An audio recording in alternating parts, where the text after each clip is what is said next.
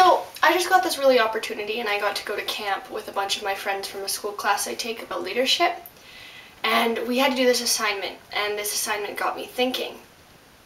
We watched a TED Talks, and I'm sure you've all seen TED Talks on YouTube, about moments of leadership that everyone has that has made a definite impact on someone's life.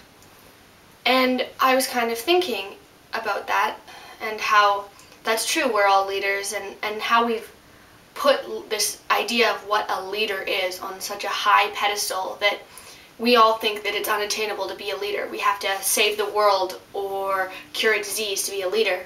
When we don't, we just have to make a difference in someone's life, show some initiative and care. So we had to compile all these things we thought made a leader, and we put them on this chart. And the more we put them on this chart, the more I realized, wow, there are so many different things that make a leader. I mean, they're also heavily intertwined. And we eventually ended up with a leader being this huge thing with so many pieces and so many different great qualities. And I started to think, and I was like, that's unattainable. To be all of those things isn't realistic. I wasn't all those things, but was I not a good leader? It became that what we were describing was this pedestal image of a leader. And I really wanted to stress that, to me, a leader is some of those things. A leader could even be quite a few of those things, but a leader is not that thing, not that 100 or so sticky notes with different leadership qualities on them. That's not a leader. Because if that was a leader, then no one would be a leader. Nobody's perfect all the time. Everyone wavers. Everyone has to reevaluate situations and work on themselves, and that's realistic. And I think that's what a leader is. I think a leader is someone who can lead and shows initiative, but also knows that there are flaws in everything, including themselves, and they're not that huge web of 100 sticky notes. There's some of those sticky notes, and some of those sticky notes might be their best qualities. But it's not fair for me to compare myself to that stereotype, that huge, unattainable goal that's so high up and I can't reach it because I've dehumanized it, basically. We had to tell these stories of a person who had made this definite impact on your life and who you thought was a really good leader.